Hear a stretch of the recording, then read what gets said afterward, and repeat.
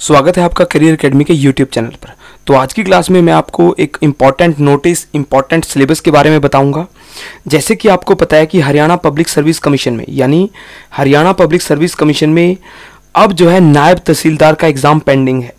तो उससे संबंधित हरियाणा पब्लिक सर्विस कमीशन ने एक बहुत ही महत्वपूर्ण नोटिस डाला है, अनाउंसमेंट की है। इसमें उन्होंने हमारे एग्ज़ाम के बारे में एक तरीके से सिलेबस को डिफ़ाइन किया है या एग्ज़ाम पैटर्न के बारे में डिफ़ाइन किया है। तो ये टॉपिक डिफ़ाइन कर लेते हैं कि नायब तहसीलदार में किस प्रकार का एग्ज़ाम आएगा और किस प्रकार का।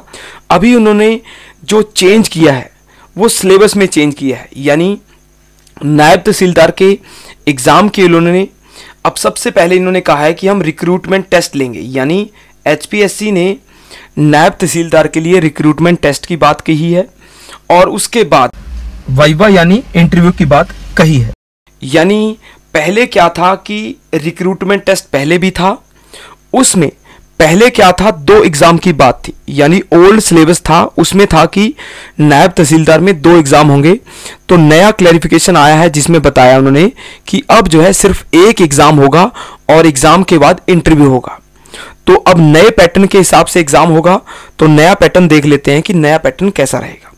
तो जैसे कि इस नोटिस में बताया गया है कि A class naib tehsildar apprentice gazette class 2 revenue and disaster management department Haryana, यानी ये नायब तहसीलदार की पोस्ट जो है revenue and disaster management department है उसके तहत है और एडवर्टाइजमेंट नंबर 1/2015 के तहत है। पहले 1/5/2018 को अनाउंसमेंट हुई थी और फिर 15/5/2018 को अनाउंसमेंट हुई थी और अब जो है 4 अप्रैल 2019 को अनाउंसमेंट हुई है, यानी 4 अप्रैल को घोषित किया गया है कि एग्जाम एक होगा।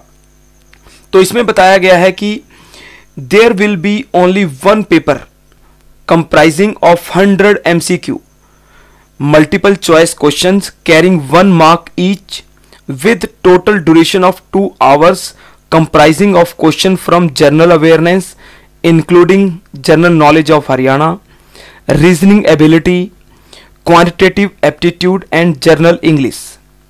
तो इसमें बताया गया है कि हमारे सामने पेपर एक ही रहेगा, पेपर 1 कह लें या पेपर कहें 1। तो पेपर 1 जो है 100 MCQ, यानी इसमें 100 क्वेश्चन आएंगे, 100 MCQ आएंगे। एक क्वेश्चन 1 मार्क्स का है, यानी 100 क्वेश्चन 100 मार्क्स के होंगे, यानी एक क्वेश्चन 1 मार्क्स का वेटेज रखता है। इसमें 2 घंटे का टाइम, यानी टाइम ड्यूरेशन जो है वो 2 घंटे आएगी। 2 घंटे का समय होगा हमारे लिए 100 क्वेश्चन को अटेम्प्ट करने में। और बताया गया है कि इसमें 4 टॉपिक होंगे, यानी जनरल अवेयरनेस पहला टॉपिक है जिसे हम जीके कहते हैं, जनरल नॉलेज कहते हैं, including general knowledge of Haryana, यानी जीके में हरियाणा की जीके भी आएगी। अब यहाँ ये मेंशन नहीं किया गया कि कितने क्वेश्चन होंगे, तो इसने टोटल डिफाइन किया है कि जीके होगी, जीके में हरियाणा जीके भी होगी। दूसरा टॉपिक इन्होंने दिया है रीजनिंग, यानी इन्होंने बताया है कि तार्किक क्षमता, रीजनिंग एबिलिटी आएगी हमारे पास। और तीसरा टॉपिक दिया है इन्होंने क्वांटिटेटिव एप्टीट्यूड, यानी मैथमेटिक्स। तो क्वांटिटेटिव एप्टीट्यूड होगा। और चौथा टॉपिक आएगा हमारा जनरल इंग्लिश, यानी सामान्य अंग्रेजी, सामान्य इंग्लिश आएगी हमारे सामने। तो हमारे पास एक पेपर है 2 घंटे का और 100 क्वेश्चन आएंगे। 100 क्वेश्चन में जीके ऑफ हरियाणा आएगी, इसमें इंक्लूडिंग जीके हरियाणा लिख लेते हैं। और रीजनिंग होगी, क्वांटिटेटिव एप्टीट्यूड होगा और जनरल इंग्लिश। तो 4 चीज़ों का एक ही पेपर होगा, सिंगल डे एग्जाम होगा, एक ही दिन में एग्जाम होगा और सीधा उसके बाद आपको इंटरव्यू फेस करना होगा। तो क्वेश्चन पेपर जो है बायलिंगुअल होगा, यानी इंग्लिश और हिंदी दोनों में आएगा। ये भी बड़ी अच्छी बात है कि स्टूडेंट पूछते हैं कि क्वेश्चन कैसा होगा।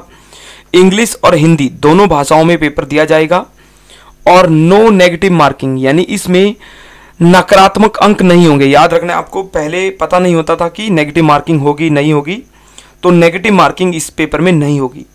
तो आपको 100 के 100 क्वेश्चन अटेम्प्ट करने होंगे, नेगेटिव मार्किंग नहीं है। बाकी इसमें स्कीम और शेड्यूल, यानी scheme and schedule of examination will be display on commission website in near future. तो अब हम सीधा समझें, पेपर हमारा पहले होगा, पेपर 1 ही है, जिसमें हमारे पास 100 क्वेश्चन होंगे, 2 घंटे का समय होगा। तो ये हमारा पहला पेपर होगा। इस पेपर को पास करने के बाद हमारा इंटरव्यू आएगा, यानी इंटरव्यू जो है इसमें होगा, जिसे हम वो होगा। तो 2 ही चीजें इस एग्जाम या इस एग्जामिनेशन में होंगी। पेपर 1 में हमारा रिटन एमसीक्यू बेस्ड पेपर है और इंटरव्यू हमारा कम्युनिकेशनल टेस्ट होगा। तो पहले क्या था इसमें, ये तो न्यू सिलेबस है, नया है। अब ओल्ड देख लेते हैं, यानी पुराना सिलेबस भी दिया था इन्होंने, वो चेंज कर दिया। अब पुराने में क्या था, पेपर 1 था जिसमें जीके थी, मैथमेटिक्स था, रीजनिंग थी, इंग्लिश थी, और पेपर 2 भी था। यानी पेपर 2 में उन्होंने क्या कहा था कि राइटिंग स्किल का हम टेस्ट लेंगे। तो बहुत समय से ये बात हम भी कहते थे कि पेपर होगा, रिटन होगा, इसमें इंग्लिश आएगी, एसे आएगा, पैराग्राफ आएगा, तो पेपर 2 होगा। परंतु अब जो है इन्होंने सेकंड पेपर को कैंसिल कर दिया है। एक तरीके से उन्होंने राइटिंग स्किल को चेक करने के लिए एग्जाम को बंद कर दिया है। अब इसके बाद सीधा इंटरव्यू ही होगा। तो पहले पेपर 2 थे और फिर इंटरव्यू था। अब यहां इंटरव्यू तो है ही, पेपर के बाद सीधा इंटरव्यू होगा। तो पुराना सिलेबस भी देख लेते हैं कि पुराना सिलेबस जो है हमारे पास बताता है कि हमारा जो है 2 प्रकार से सिलेबस को डिफाइन किया था इन्होंने। पहले में वही सेम है, ऑब्जेक्टिव एमसीक्यू बेस्ड पेपर होगा, general awareness, reasoning ability, quantitative aptitude और इंग्लिश लैंग्वेज। ये पेपर 1 था।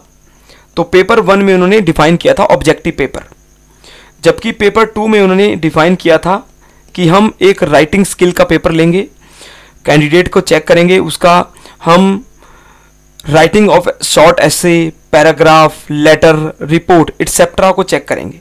तो ये बहुत बर्डन वाली बात थी स्टूडेंट के लिए कि इंग्लिश राइटिंग में उनको टेस्ट देना था। अब इस बर्डन से उनको छूट मिल गई है, यानी अब कोई सेकंड पेपर नहीं होगा।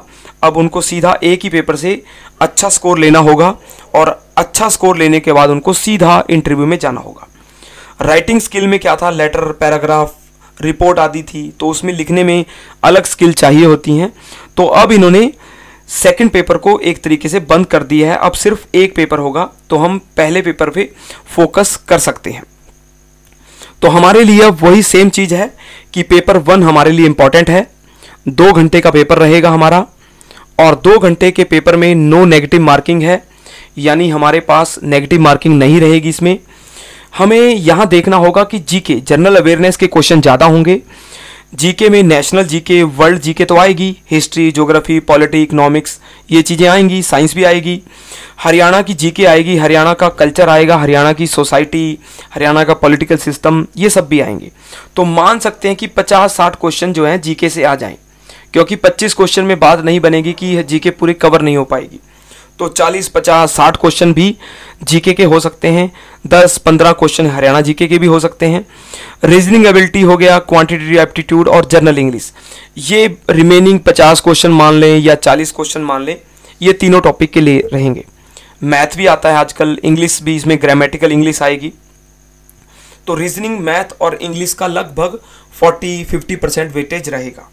जीके मेन है, जीके काफ़ी ज़्यादा इंपॉर्टेंट रहती है, तो जीके को काफ़ी अच्छे से तैयार करना होगा आपको। तो जीके के लिए पहले भी लेक्चर बनाए गए हैं, उनसे आपका काम चल सकता है। वर्ल्ड जीके और नेशनल जीके के लिए भी आपको काफ़ी मेहनत करनी होगी। तो इसमें 4 ही चीज़ें करनी है, जीके जिसमें हरियाणा जीके भी है, रीजनिंग और क्वांटिटेटिव एप्टीट्यूड और जनरल इंग्लिश, ये 4 चीज़ों से आपका पेपर बनेगा। ये पेपर सिंगल होगा, सिंगल पेपर के बाद आपको इंटरव्यू देना होगा। तो ये बहुत ही महत्वपूर्ण अनाउंसमेंट है जो HPSC ने घोषित की है। अब आप तैयारी स्टार्ट कर दें, क्योंकि नायब तहसीलदार का एग्ज़ाम जो है नियर फ्यूचर में आने वाला है। तो मेरी शुभकामनाएं आपके साथ हैं। धन्यवाद।